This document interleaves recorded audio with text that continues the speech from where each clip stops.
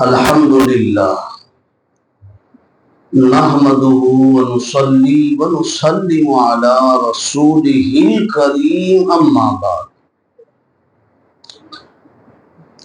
فاعوذ بالله من الشيطان الرجيم بسم الله الرحمن الرحيم لا اقسم بهذا البلد وأنت حل بهذا البلد صدق الله العظيم وبلغنا رسوله النبي الأمين الكريم ونحن على ذلك من الشاهدين والشاكرين والحمد لله رب العالمين. برادران ملت اسلامیہ و عزیزان گرامی خط، سورۃ البلد کی پہلی اور دوسری آیت کریمہ تلاوت کی. اللہ پاک اس کے متعلق مجھے حق کہنے اور سب کو حق سننے کی اور عمل کی توفیق عطا فرمائے.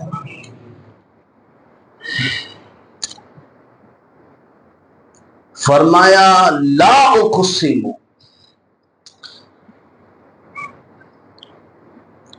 میں قسم نہیں کھاتا. میں لفظی ترجمہ کر رہا ہوں، پھر مفہوم بیان کروں گا. لا اقسم، اللہ پاک نے فرمایا میں قسم نہیں کھاتا. بہذا البلد، اس شہر کی.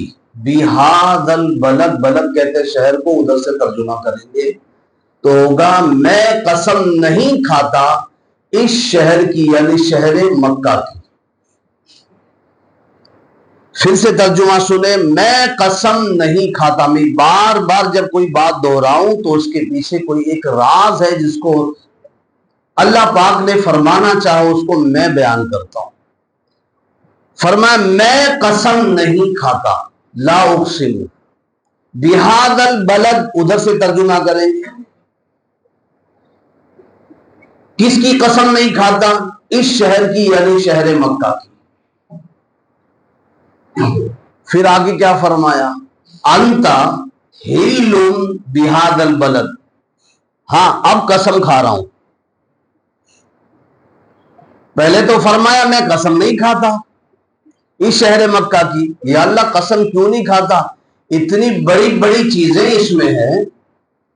شہر مکہ میں کعبۃ اللہ بھی ہے، شہر مکہ میں صفا مروہ بھی ہے، شہر مکہ میں مینا اور مزدلفہ بھی ہے، شہر مکہ میں نہ جانے کتنی ایسی بابرکت جگہ ہیں جہاں دن رات اللہ کی رحمتوں کا نزول ہوتا ہے. اتنی بابرکت جگہ، پھر بھی تو کہہ رہا ہے کہ میں قسم نہیں کھاتا. اور آگے کہہ رہا ہے ہاں اب میں قسم کھاتا ہوں. اللہ پاک کی آواز آئے گی، بندے پہلے بات جو تھی نا میں قسم نہیں کھاتا، اس میں بھی بات یہ ہے کہ میرے نزدیک وہ ساری چیزیں وہ معنی نہیں رکھتی. صفا، مروہ، مزدلفہ، مینا، حتیم، یہ ساری چیزیں ہیں، یہ تمہارے لیے برکت کی ہے نا، ایمان والوں کے لیے. لیکن میں رب ہوں، رب میرے لیے وہ معنی نہیں رکھتا. یا اللہ پھر جس کی قسم کھا رہا وہ ہے کون؟ فرما انت حل بہذا البلد، میرے مصطفیٰ کے قدم اس جگہ پڑے، اس لیے میں قدم مصطفیٰ کی وجہ سے شہر کی قسم کھا رہا ہوں. سبحان اللہ. اتنی برکت والی چیزیں لیکن قسم نہیں کھا رہا. لا اقسم، میں قسم نہیں کھاتا، میں قسم نہیں کھاتا. یا اللہ اب تو قسم کھا رہا نا. انت حل بہذا البلد، ہاں اب قسم کھاتا ہوں. کیوں؟ اس لیے کہ اس شہر میں میرے نبی کے قدم پڑ چکے ہیں.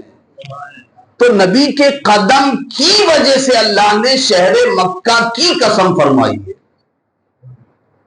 اس کا مطلب ساری برکت والی چیزیں ایک طرف، صفا، مروہ، مزدلفہ، مینا، حتیم، رکن یمانی، رکن، ساری چیزیں، ساری برکت والی چیزیں ایک طرف اور میرے نبی کا قدم ایک طرف. ساری برکت والی چیزیں مل کر بھی مصطفیٰ کے قدم کا مقابلہ نہیں کر سکتی. اگر ہوتا تو نبی کے قدم پڑھنے کی قسم اللہ کیوں یاد فرماتا؟ میں قسم نہیں کھاتا. فرمایا انت حل بہذا البلد، اس شہر میں آپ جلوہ فرمائے. یہ تو ایک ترجمہ تھا جو آپ کو میں نے کھول کے بتا دیا. بات کرنی ہے مجھے کعبۃ اللہ کی، کیونکہ یہ مہینہ جو ہے میں سمجھتا ہوں حج کے لیے لوگ جانا شروع ہو گئے ہوں گے، فلائٹ جا بھی چکا ہے شاید، اور روا دوا یہ قافلہ اس شہر مکہ کی طرف ہے. اللہ کرے ہمارا بھی کوئی سفر ہو جائے. ہر مومن کی خواہش ہوتی بھائی کہ اللہ کا دربار دیکھ لے. وہ اے ہے ہر مومن کی خواہش ہوتی ہے نا. اس پر ایک بات یاد آتی مجھے. حضور فرماتے ہیں صلی اللہ علیہ وسلم، اچھا کعبۃ اللہ ہم کیوں دیکھتے ہیں؟ خانہ کعبہ ہم کیوں دیکھتے ہیں، کیوں جاتے ہیں؟ تاکہ ہماری شفاعت ہو جائے، گناہ بخشے جائے، میدان قیامت میں آسانی سے جنت میں ہمارا داخلہ ہو جائے. یہی نا، حساب و کتاب سے بچ جائیں، حاجی کہلائیں. اب اس پر ایک حدیث سنو. در منصور ایک کتاب کا نام ہے. اس میں حضور نے یہ فرمایا کہ قیامت کے دن، اچھا یہ ہم لوگ جاتے ہیں جو ہے نا خانہ کعبہ دیکھنے کے لیے، لیکن ہر کوئی جا بھی تو نہیں پاتا نا. جاتا ہر کوئی جا بھی نہیں پاتا. کچھ لوگ رہ جاتے ہیں. جو لوگ رہ جاتے ہیں انہیں مایوس ہونے کی ضرورت نہیں ہے. اے ہے جب یہ حدیث پڑھا نا میں نے کہا یہ ان لوگوں کے لیے ایک اتنا بڑا انعام حضور نے دے دیا ہے کہ نہ پوچھو کتنا بڑا ہے. اب اسی سے سمجھنا، جو گئے صاف ستھرا ہونے کے لیے گئے، اللہ نے جسے چاہا صاف ستھرا کر دیا، اور جو نہ جا پائے تو وہ اپنی قسمت پہ روئی نہیں. اس حدیث کو سننے کے بعد اپنی قسمت پر رشک کرے. در منصور میں حضور پاک صلی اللہ علیہ وآلہ وسلم ارشاد فرماتے قیامت کے دن کعبۃ اللہ کو سجا کر سنوار کر میرے پاس لایا جائے گا. ابھی ویسے ہی ماشاءاللہ کعبۃ اللہ کتنا سجا ہوا دکھتا ہے. اوہو جیسے ہی انسان کی نگاہ پڑتی ہے نا ایمان والوں کی، جن کی دھڑکنیں خدا کی قسم جیسے رک جاتی. دیکھو میں وہ منظر سوچ رہا ہوں، مجھے میرے رونگٹے کھڑے. اور جو لوگ جا چکے وہ اچھی طرح سمجھ لیں میں کہاں آپ کو پہنچانا چاہ رہا ہوں. آدمی سوچتا ہے نا کہ یہ کہوں گا اللہ سے، وہ کہوں گا، یہ مانگوں گا، وہ مانگوں گا، یہ کروں گا، وہ کہوں گا، لیکن جیسے ہی خانہ کعبہ پہ پہلی نظر پڑتی ہے آدمی کی جیسے سانسیں تھم سی جاتی. بولا بھی جاتا بھائی خانہ کعبہ پہ پہلی نظر پڑ جائے تو جو مانگو دعا قبول ہوتی، کہتے ہیں نا. لیکن مانگنے والوں نے کیا طریقہ بتایا؟ اعلیٰ حضرت سے پوچھا گیا خانہ کعبہ پر پہلی نظر پڑے جو دعا مانگو قبول ہوتا ہو جاتی. حضور یہ بتائیں مانگے تو کیا مانگے؟ یہ وہ لوگ تھے جو سمندر کو ایک پیالے میں سمانے والے تھے. کیا مانگے کیا نہ مانگے، جلال باری تعالیٰ خانہ کعبہ پر اتر رہا ہے. وہ نزول ہوتا ہے. اعلیٰ حضرت سے پوچھا گیا کہ کیا مانگے خانہ کعبہ پر پہلی نظر پڑے تو، کیونکہ کہا گیا ہے نا جو مانگو قبول ہو. اعلیٰ حضرت نے فرمایا مانگنا بڑا آسان ہے بھائی. ہوتا نا یہ مانگوں گا تو یہ رہ جائے گا، یہ مانگوں گا تو یہ رہ جائے گا، یہ مانگوں گا تو یہ رہ جائے گا. فرمایا جیسے ہی خانہ کعبہ پر پہلی نظر پڑے، نظر پڑتے ہی کہنا یا اللہ اب سے جو تجھ سے مانگوں سب قبول کرتے جا. سب آ گیا نا اس میں. اب جیسے ہی بندے نے دیکھ لیا اور یہ بات کہہ دی تو اس کے بعد سے جو مانگی گا قبول ہو. سب مانگ لیا نا اس نے. تو اسی سجا سنورا ہے ماشاءاللہ. اللہ ہمیشہ کعبۃ اللہ کو سلامت رکھے اور اس کی زیارت نصیب کرے. اس وقت حضور فرماتے در منصور میں کہ خانہ کعبہ کو سجا کر سنوار کر میرے پاس لایا جائے گا. یعنی بارگاہ اچھا خانہ کعبہ کہاں ہے؟ مکہ میں. دیکھو حدیث پڑھنا بڑا آسان ہے لیکن اس کی گہرائی کو سمجھ کر سمجھانا یہ ذرا مشکل کام. یہ وہی کر سکتا ہے جو اہل عقیدت ہے، اہل محبت ہے. ورنہ حدیث پڑھ کر میں بھی گزر سکتا ہوں پان کی پٹی پہ کھڑے ہو کے، چائے کی ٹپڑی پہ کھڑے ہو کے. ایسے سے محدث بھی ملیں گے آپ کی چائے کی ٹپڑی پہ کھڑے ہو کے حدیث بیان کرتے ہیں سب. جی صاحب ایسے سے محدث بہت ملیں گے آپ کو، لیکن اس طرح سے حدیث اس انداز میں بیان کرنا بہت مشکل ہے. اس کے لیے عقیدت چاہیے. خانہ کعبہ کہاں ہے؟ مکہ میں. اور حضور کا روضہ مبارک کہاں ہے؟ مدینے میں. کتنا کلومیٹر ہے؟ 600 کلومیٹر ہے نا. میں غلط بول رہا ہوں؟ میں ایک ہی بار گیا ہوں میں، لیکن الحمدللہ وہ سارا نقشہ میرے ذہن میں. اور جن کو اپنے پیسے پہ گمان رہتا بھائی ٹھیک ہے نا بھائی، اگلے مہینے پھر جا لیں گے، پھر دیکھ لیں گے. لیکن ہمیں تو حضور کی رحمت پر بھروسہ ہے. وہ جب بلائیں گے جب جائیں گے انشاءاللہ. 2012 میں گیا تھے لیکن آج تک سب یاد ہے، ایک ایک چپا چپا یاد ہے. اور کچھ لوگ 6 مہینے پہ جاتے ہیں، ان کو کیا تفریح کرنے کے لیے چلے گئے. اللہ ماشاءاللہ سب نہیں. اب تو تفریح کی جگہ بن گئی ہے. اللہ عقل سلیم عطا فرمائے. 600 کلومیٹر ہے. اب حضور کی حدیث کو کنارے رکھو، ہی سنو. حضور نے کیا فرمایا کہ خانہ کعبہ کو سجا کر میرے پاس لایا جائے گا. تو خانہ کعبہ ہے کہاں؟ وہاں سے مدینہ 600 کلومیٹر دور ہے. خانہ کعبہ کو سجا کر سنوار کر 600 کلومیٹر دور حضور کی بارگاہ میں لایا جا رہا ہے. یہ نہیں کہا جا رہا ہے کہ اے نبی خانہ کعبہ کو سجا دیا گیا، مدینے سے چلو مکے. میری بات سمجھ رہے؟ شاید اعلیٰ حضرت نے اسی شعر کی اسی حدیث کی ترجمانی کرتے ہوئے کہا ہے کہ ان کے طفیل حج بھی خدا نے کرا دیے. اصل مراد حاضری اس بات در کی ہے. خانہ کعبہ سے کہا جا رہا ہے کہ چل کر مصطفیٰ کی بارگاہ میں سلام پیش کر. یہ نہیں کہ نبی سے کہا جا رہا ہے خانہ کعبہ کو سجا دیا گیا ہے، سنوار دیا گیا ہے، اب 600 کلومیٹر اٹھو اور خانہ کعبہ پہ جا کے طواف کرو. خانہ کعبہ کو کہا جا رہا ہے کہ مصطفیٰ کی بارگاہ میں آ جاؤ. کیوں؟ اس لیے کہ سارے اقطاب جہاں کرتے ہیں کعبے کا طواف، کعبہ کرتا ہے طواف در بالا تیرا. ساری دنیا خانہ کعبہ کا طواف کرتی ہے. اسی لیے تو اعلیٰ حضرت نے فرمایا حاجیوں آؤ آؤ شہنشاہ کا، اسی حدیث کو دیکھ کر کے کہ حاجیوں آؤ شہنشاہ کا روضہ دیکھو. کعبہ تو دیکھ چکے، ہاں ہو گیا، اب چلو کعبے کا بھی کعبہ دیکھو. وہ کعبے کا کعبہ نہ ہوتا حضور کا روضہ تو یہ نہیں کہا جاتا کعبہ تجھے سنوار دیا گیا 600 کلومیٹر وہاں سے دور ہے، چل مصطفیٰ کی بارگاہ میں سلام پیش کرنے. قیامت تک لوگ خانہ کعبہ کو سلام پیش کرنے کے لیے جائیں گے، سلامتی کے لیے جاتے ہیں. وہ دارالسلام بھی ہے، اس کا نام ایک دارالسلام ہے، مکہ شہر کا دارالسلام نام ہے. سارے لوگ سلامتی کے لیے جاتے ہیں. اور جب قیامت قریب ہو چکی ہوگی یا قیامت آ چکی ہوگی تو کعبے سے کہا جائے گا اب چل کعبے کے کعبے مصطفیٰ کی بارگاہ میں. سجا کر سنوار کر، جملہ کیا میں نے کہا تھا؟ خانہ کعبہ کو سجا کر سنوار کر کہا جائے گا اب مصطفیٰ کی بارگاہ میں آ جاؤ. اس سے پتا چلا جو بھی حضور کی بارگاہ میں حاضری دینے کے لیے جائے نا تو سج کر سنور کر خوشبو لگا کر نئے کپڑے پہن کر مصطفیٰ کی بارگاہ میں آؤ. اس حدیث سے پتا چلا خانہ کعبہ کو سوار کر لایا جائے گا، ایسا نہیں اٹھے اٹھے چل دیے. اب چلو حدیث بہت، اس میں تو بہت سارے نکات یاد آ رہے ہیں. تو حضور کی بارگاہ میں خانہ کعبہ کو لایا جائے گا اور وہ حضور پر سلام کیسے پیش کرے گا؟ یہ در منصور میں میرے پاس آئے، میں آپ کو دکھا دوں گا.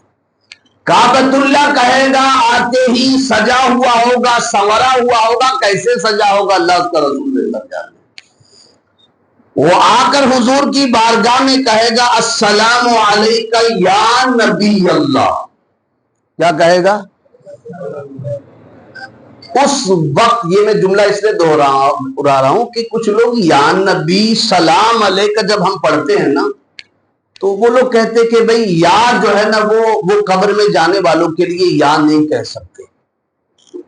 جو لوگ قبر کے اوپر ہیں زندہ ان کے لیے لفظ یا ہوتا ہے، قبر کے اندر جانے والوں کے لیے یا نہیں کہہ سکتے۔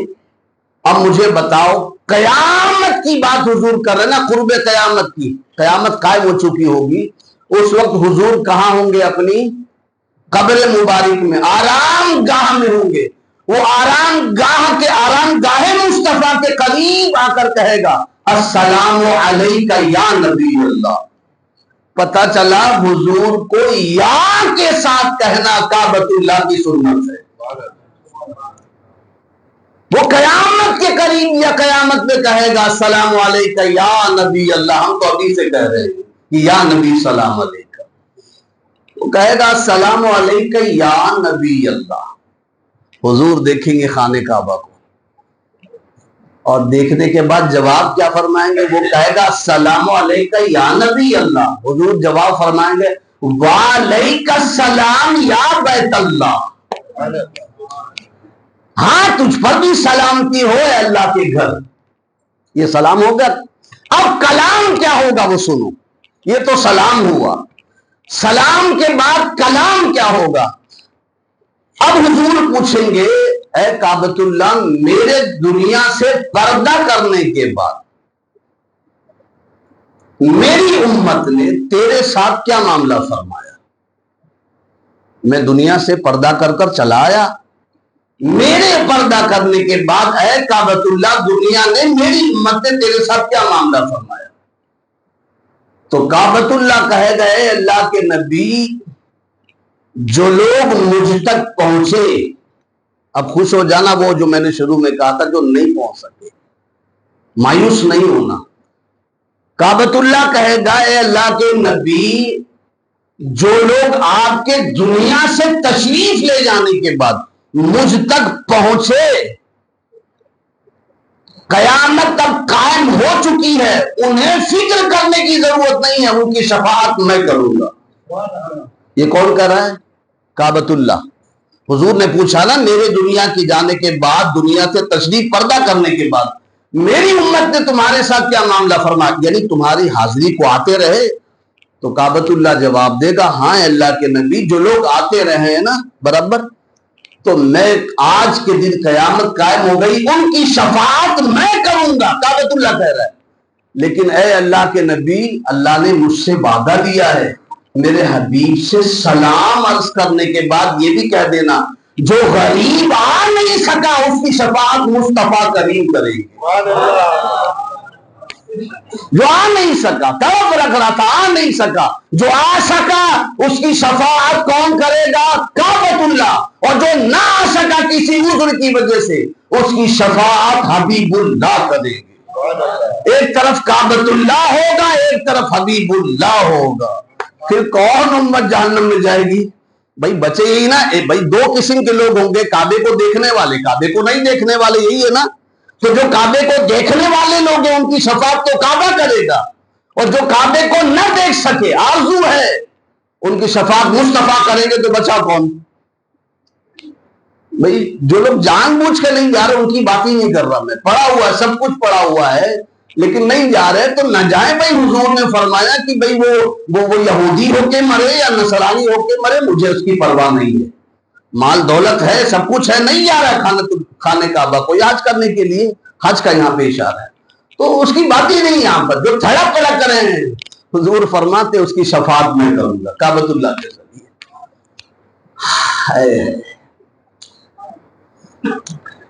یہ وہ خانہ کعبہ ہے کہ حضرت عائشہ صدیقہ رضی اللہ تعالی، یہ تو آپ کو پتہ ہی ہے کہ بھائی وہی ایک کا ثواب 1 لاکھ کے برابر ہوتا ہے، یہ سب کو۔ اب ایک اور چیز سن لے جو حضرت عائشہ کی روایت ہے۔ حضرت عائشہ فرماتی کہ روزانہ بلا ناغہ قیامت تک، اور جب سے خانہ کعبہ وجود میں آیا ہے، روزانہ خانہ کعبہ پر اللہ تعالیٰ کی 120 رحمتیں اترتی ہیں۔ کتنی؟ 120 رحمتیں۔ اما عائشہ سے پوچھا گیا اس کی وضاحت فرمائیں، تو آپ نے فرمایا सित्तूना लित्ताइफीन, 60 रहमतें, 120 में से 60 रहमतें वहां तवाफ करने वालों के हक में उतरती है। 120 में से 60 रहमतें जो तवाफ करता है ना उसको मिलती है। और फिर फरमा अर्बऊना लिल मुसल्लीन, और बाकी 40, 60 और रह गई, 60 रहमतें तो उतरती है तवाफ करने वालों के लिए, और फरमाया 40 रहमतें उनके लिए उतरती है जो वहां नमाज अदा करते हैं, नमाज अदा करते हैं। बची 20 वो किसके लिए?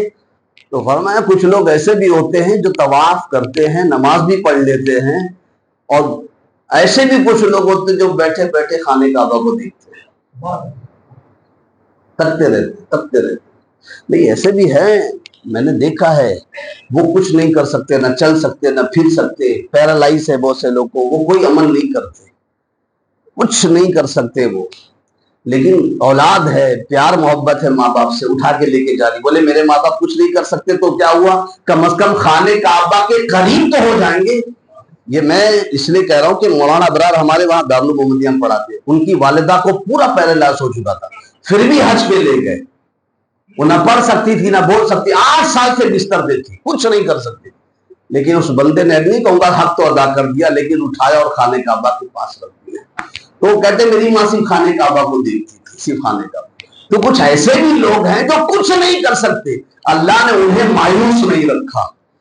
फरमाया 60 रहमतें तवाफ करने वालों के लिए, 40 रहमतें नमाज पढ़ने वालों के लिए, और बाकी 20 रहमतें उनके लिए जो सिर्फ खाने काबा को टिकटिकी बांध के देखते रहते 120 रहमतें उतरती है। यह है खाने काबा की अजमत और बरकत, इसकी फजीलत बहुत बड़ी है।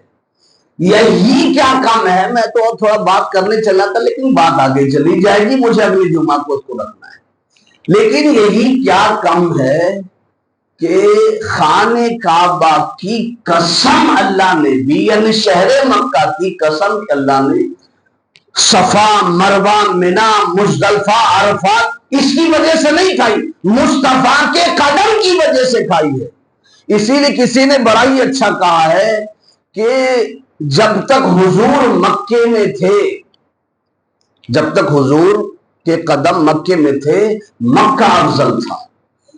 फिर हुजूर के कदम मदीने पहुंचे तो अब मक्के से मदीना अफजल हो गया। क्यों? इसलिए कि कदम मुस्तफा की वजह से अल्लाह ने कसम फरमाई थी ना मक्के की, जी कदम मुस्तफा की वजह से अल्लाह ने मक्के की कसम फरमाई थी। तो जहां मुस्तफा का कदम उस वक्त मक्के में था तो मक्का अफजल था। अब उसके बाद हुजूर के कदम मदीने में आ गए, अब मदीना अफजल हो गया। अब क्या अफजल है? फरमाया सारी दुनिया में अर्श से भी नाजुक तर जगह। अब तो हुजूर बज़ाहिर जमीन पर नहीं है ना, अब सारे उलमा का इस पर इत्तेफाक है, सारे उलमा और हर मकतबे फिक्र का सारे उलमा यही कहते हैं कि अब सारी दुनिया में मक्का हो, बैतुल मुकद्दस हो, कहीं की भी जगह हो, यहां तक कि अर्श जिसको कहते हैं ना अर्श आजम, वहां से भी अफजल वो जगह है जो हुजूर की जहां पे कब्र मुबारक है। वो जिस्म जहां वो जगह, जिस जगह पे हुजूर का जिस्म लगा है, आराम फरमाया वो जगह, वो मिट्टी अर्श आजम से भी अफजल है, क्योंकि मुस्तफा के कदम की वजह से फजीलत थी। अब मुस्तफा के कदम जहां जगह बरकत वहां चली गई। अल्लाह ताला हमारे हिस्से में भी बरकत अता फरमाए, उसी बरकत का हमें भी सदका अता फरमाए। बकिया गुफ्तगू इंशाअल्लाह आइंदा जुमा को होगी। अस्सलामु अलैकुम व रहमतुल्लाहि व बरकातुहू।